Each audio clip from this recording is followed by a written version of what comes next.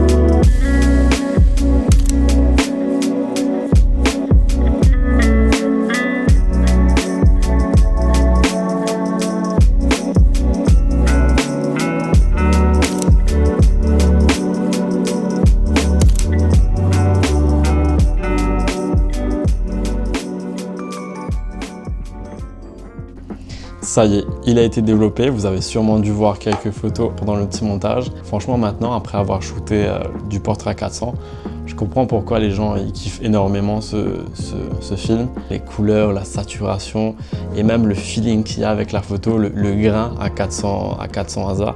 Franchement, il y a quelque chose de prenant avec ça et je comprends pourquoi les gens aiment bien. Mais à certains endroits, parfois, j'ai eu des couleurs un peu bizarres, une teinte beaucoup trop bleue ou parfois beaucoup trop jaune. Et je pense que c'est un de mes films, peut-être pas un de mes films préférés, parce que franchement, un de mes films préférés est encore là.